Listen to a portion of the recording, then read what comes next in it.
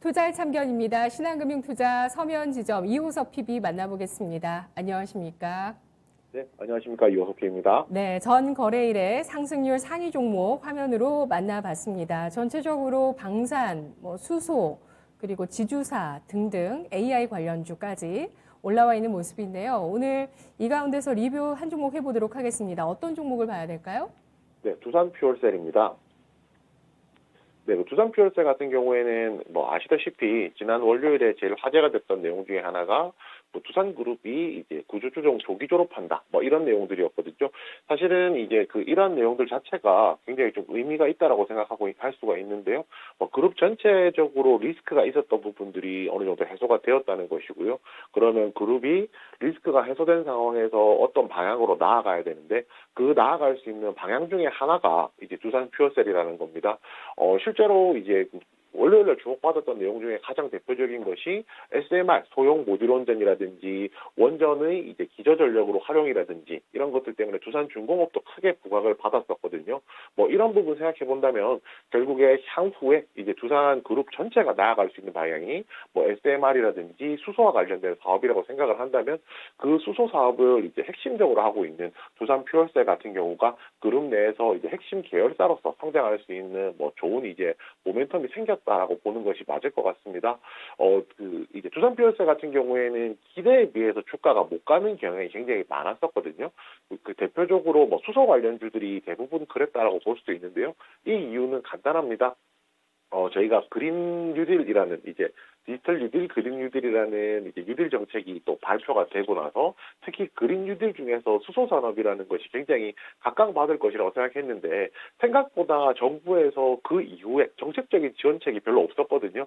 아무래도 개화되는 시장에 있어서는 정책적으로 이제 정책적으로 밑바탕이 되는 이제 이런 지원들이 필요하다는 점 생각해 봤을 때 정책적인 것들이 부재했다는 것이 두산퓨얼셀을 발목을 잡았던 대표적인 요인이 아닐까 싶고요. 올해부터는 이제 공적인 영향을 떠나서라도 민간에서도 관련된 수요가 많이 늘어날 것이기 때문에 올해부터는 본격적으로 이제 국내 발전용 연료전지 시장이 좀 더 커질 거라고 생각을 하고 있습니다.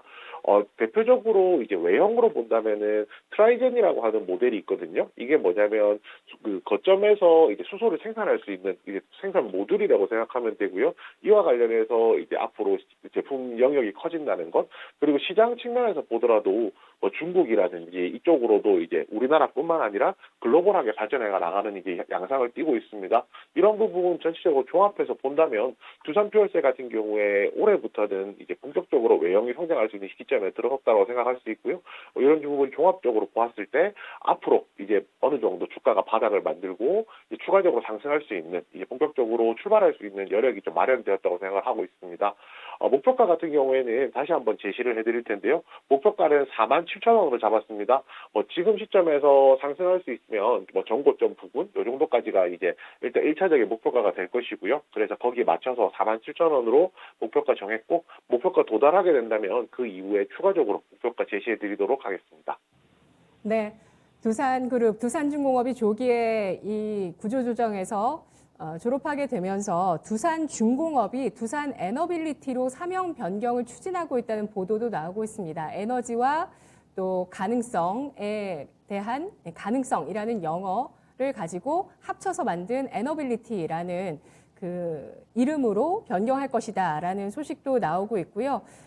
두산중공업은 원전, 그리고 또 두산퓨얼셀은 수소를 그룹사 내에서 대표적으로 담당하면서 앞으로 성장해 나갈 수 있다는 기대감 받을 것으로 보고 있습니다. 따라서 두산퓨얼셀의 목표 주가를 47,000원으로 새로 설정하고 대응하겠다는 전략 세워주셨네요. 우리 채팅창에서는 또 수소하면 효성그룹입니다 라는 의견을 주시는 분도 계십니다. 자, 종목 리뷰 해봤고요. 이어서 이슈의 참견 들어가 보겠습니다. 선장일은 넥슨, 앞으로를 위해 알아두어야 하는 것. 어제 황망한 부고 소식이 있었습니다. 김정주 넥슨 창업주가 54살의 이른 나이로 별세했다는 소식이 나왔는데요. 우리나라 벤처 업계 그리고 게임 업계의 선두 주자였고 또 특히 그래픽 온라인 게임을 세계 최초로 출시한 인물이었습니다. 바로 바람의 나라인데요. 바람의 나라를 1994년부터 개발하기 시작해서 96년에 넥슨을 카이스트 대학 동기와 함께 만든 인물입니다. 자본금 6천만 원에서 24조 원 가치로 회사를 키운 인물이고요. 또 우리나라의 손꼽히는 부호이기도 합니다. 그런 그가 이른 나이에 별세했다는 소식에 많은 분들이 안타까움을 금치 못하셨는데요. 평소 뜻대로 일단 자식에게 경영권을 승계하지 않겠다는 그 의지에 따라 지금 회사가 운영이 됐고요. 따라서 앞으로 넥슨그룹이 어떻게 나아가게 될 것인지 많은 분들 궁금하실 것 같습니다. 짚어주시죠. 네, 우선 방금 말씀하신 대로 굉장히 황당한 비보였습니다. 이제 뭐 이런 내용들이 나오게 되면서 아무래도 이제 뭐 인간적으로 애도를 하는 마음도 있을 것이고, 그렇지만은 저희 투자자 입장에서는 이제 뭐 이런 내용들이 시장에서 어떻게 영향을 끼칠까에 대한 고민도 할 수밖에 없거든요. 특히 이제 그 본인 2019년이었는데요. 뭐 자신과 가족들이 보유한 98% 지분을 그 공개 매각을 하려고 했었던 사례가 있었습니다. 그 가족들한테, 자녀들한테 경영권 승계하지 않겠다라는 내용을 이제 뭐 표면적으로 나타냈던 건데요. 그때 결국 이제 그 실리나 명분이 맞지 않아서 실제로 일어나지는 않았지만은 뭐 이런 내용들로 보았을 때 결국에는 지분 변동에 따라서 어느 정도 이제 지배 구조가 조금 더 변할 수 있는 여지는 충분히 있다라고 생각을 할 수가 있습니다. 넥슨 같은 경우에 지배 구조가 뭐 복잡하다면 복잡하고요, 좀 단순하다면 단순할 수 있을 것 같은데, NXC라는 이제 최고 이제 위쪽에 있는 기업을 두고 나서 그 밑으로 넥슨, 그 다음에 그 밑에 넥슨 코리아가 있고, 넥슨 코리아 밑에 넥슨 GT라는 회사가 있습니다. 그래서 저희가 이제 넥슨이라는 회사를 투자를 하고 싶었다라고 하면 일본에 있는 그 지주회사에 투자를 하거나 아니면은 국내에 있는 넥슨 GT에 투자를 하는 뭐 두 가지 방법 정도가 이제 대표적인 방법이라고 할 수가 있었거든요. 결국 이제 뭐 지금 그렇다면은 저희가 조금 포인트를 놓고 봐야 될 것은 넥슨 GT의 앞으로 이제 방향에 대한 부분이 좀 될 것이라고 생각을 하고 있습니다. 여기에 뭐 추가적으로 과거에 뭐 조금 정치적인 스캔들 뭐 이런 것들이 있으면서 그 넥슨 같은 경우가 이 전문 경영인 체제로 이미 돌입을 했던 상황이었거든요. 그렇기 때문에 지금 이 시점에서 전문 경영인 체제가 확립이 되어 있기 때문에 경영하는 데 있어서는 뭐 특별히 문제가 없을 거라는 것이 대표적인 뭐 중론이라고 할 수가 있습니다. 안정적인 경영은 충분히 가능할 것이지만, 그렇지만 전문 경영인 체제가 가지고 있는 좀 본질적인 한계라는 것이 있는데요. 이것은 저희가 이재용 삼성전자 부회장이 이제 그 옥중에 있을 때 비슷하게 느꼈던 내용 중에 하나일 겁니다. 의사결정권자가 부재하기 때문에 신규 사업에 대한 공백이 생긴다는 건데요. 삼성전자의 예를 들자면 그때 당시에 뭐 NXP라든지 하는 이제 차량용 반도체 기업을 인수할 것이라는 이야기가 계속 있었음에도 불구하고 실질적으로 의사결정이 좀 부진하면서 아직까지도 결정이 되지 않고 이어져온 그림도 있었고요. 미국에 대한 투자를 할 때도 그와 관련해서 이제 의사결정이 좀 느렸다든지 뭐 이런 내용들이 있었는데, 뭐 이런 부분들도 넥슨에도 똑같이 뭐 적용된다라고 생각하시면 될 것 같습니다. 아무래도 의사결정권자가 부재하다라고 하면 아무래도 신규 사업에는 공백이 생길 것이고요. 넥슨이 가지고 있는 기초적인 사업 같은 것들이 워낙 탄탄하기 때문에 어느 정도 이제 안정적으로 운영을 해가겠지만, 앞으로 신규 사업이라든지 뭐 발전에 있어서는 아무래도 좀 저해되는 요소가 아니냐라는 부분 좀 생각해봐야 될 것 같고요. 여기서 추가적으로 이 지분들이 어떻게 정리되는지에 따라서 앞으로 향후 향방이 조금 더 갈라질 것 같습니다. 오늘은 뭔가를 예측한다기보다는 이제 어떤 요소들이 있어서 그 부분을 좀 봐야 되는지에 대해서 말씀을 드렸습니다. 네, 알겠습니다. 일단 전문 경영인으로 계속 그동안 사업을 진행해 왔습니다. 대표직을 내려놓은 게 지난해 7월이네요. 예, 지난해 7월이었고, 김정주 창업주가 그동안에도 정말 다양한 투자를 또 해왔기 때문에 이러한 관련한 내용들이 이제는 나오지 않게 되겠죠. 그리고 내부적으로도 이러한 큰 의사결정을 하는 게 쉽지는 않을 것이다. 이렇게 의견을 주셨는데요. 참 모든 게 양날의 검이 있는 것 같습니다. 창업한 사람이 운영했을 때 회사의 어떤 방침과 또 전문 경영인이 운영했을 때 회사의 방침이 좀 다를 수 있다는 점, 어떤 점이 좀 더 장점이 있는지, 뭐가 더 단점이 있는지는 또 우리가 더 생각해 봐야 될 문제가 아닐까라는 생각이 드는데요. 관련한 종목은 말씀하셨듯이 두 가지 종목이고 이 둘의 합병 결정이 이미 나왔습니다. 넥슨 GT와 넷게임즈인데요.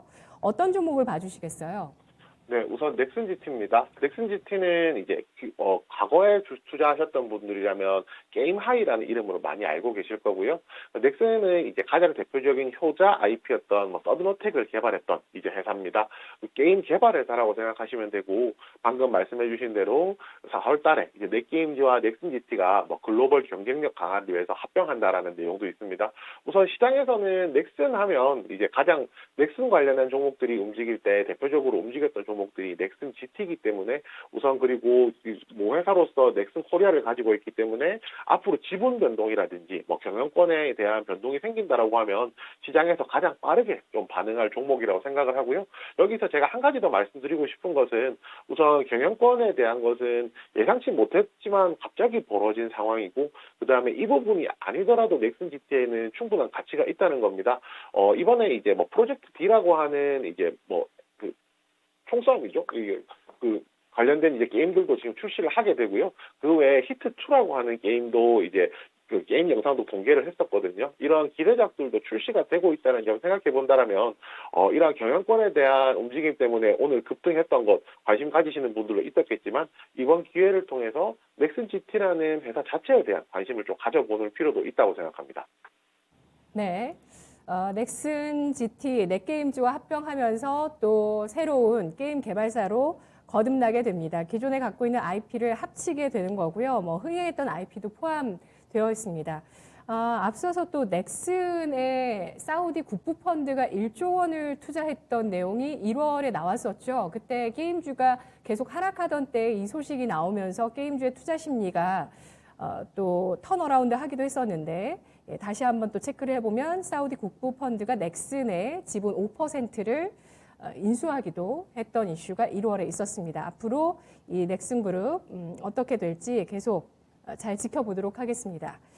자, 오늘 이슈 알아봤고요. 그리고 이어서 종목의 참견 들어가 보도록 하겠습니다. 어떤 종목 보실까요? 네, 코인테크입니다.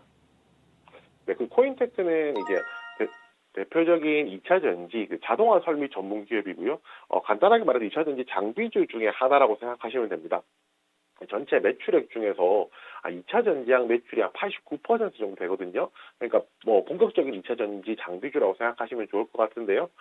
이 회사가 지금 오늘 시장에서 주목 많이 받은 것, 그리고 최근에 주목 많이 받게 된 것은 바로 실적 때문입니다.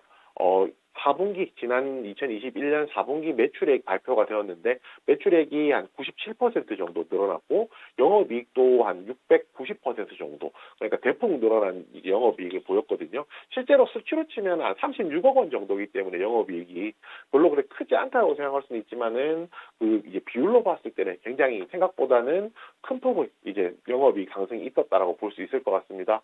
이런 부분 전체적으로 살펴봤을 때, 핵심은 이거겠죠. 2차 전지 같은 경우가 앞으로 계속 발전하는 시장 중에 하나고요. 이 전방 시장에 대한 투자가 점점 늘어나고 있기 때문에, 그에 따라서 2차 전지, 장비, 자동화 설비에 대한 매출이 계속 늘어날 수밖에 없는 구조라는 겁니다. 이런 부분 생각한다면 앞으로 이제 코인테크 같은 경우에 성장할 수 있는 성장 기로에 있다라고 볼 수가 있고요. 그리고 LG 에너지 솔루션도 이번에 공모를 했었고, 그 공모 자금이 결국에는 증설에 좀 사용이 되는 거거든요. 국내 2차 전지 고객사들 같은 경우가 본격적인 투자를 하면서 미국이나 폴란드, 헝가리아 같은 중국까지도 수주가 이제 계속 확대되고 있다는 이런 부분이 앞으로 이 시장을 더 밝게 해주는 그런 내용이라고 할 수가 있고요. 그리고 이제 이것뿐만 아니라 완성차 업체에서도 관련된 수요들이 계속 늘어나고 있다는 점, 이 부분도 코인테크가 실적을 내는 데 있어서는 굉장히 좀 중요한 포인트가 된다라고 할 수가 있습니다. 그리고 작년 3월에 인수했던 탑머티리얼즈라는 회사가 있는데요. 이 회사가 시스템 엔지니어링 그리고 2차 전지 소재와 관련된 이제 사업들을 하고 있었거든요. 그러면 코인테크가 2차 전지 장비와 관련된 사업, 그리고 탑머티리얼이 이제 그 2차 전지 소재와 관련된 사업을 하고 있다라고 하면, 사실상 코인테크는 이제 2차 전지와 관련된 토탈 솔루션 기업으로 변모할 가능성도 있다는 겁니다. 이 부분까지 생각한다면 앞으로 커져나가는 전방 시장 보시면서 코인테크에 대한 관심 좀 지속적으로 가져주셨으면 하고요. 매수는 최근에 이제 아시다시피 주가가 한번 유동을 쳤기 때문에 적절하게 매수할 수 있는 함의가 생각합니다. 그래서 매수가는 현재가, 목표가는 전고점 부근인 32,000원, 그리고 손절가는 지지선 하단 이탈하는 가격인 25,000원으로 정했습니다. 네, 알겠습니다. 상대적으로 다른 배터리 주들보다는 좀 저조했던 게 배터리 장비 쪽이고요. 코인테크도 역시 마찬가지입니다. 신고가는 4만 원 수준이지만 전 고점은 3만 4천 원대의 움직임을 보여왔는데요. 코인테크 4분기 실적 굉장히 크게 성장했습니다. 자동화 장비 기업이면서 배터리 장비주이지만 자회사를 통해서 배터리 소재 사업도 하고 있다는 점 주목해 주셨고요. 매수가는 현재가, 목표가는 3만 2천 원, 손절가는 2만 5천 원 제시했습니다. 고맙습니다. 네, 감사합니다. 투자의 참견, 오늘 또 배터리주 한 가지 더 알아봤습니다.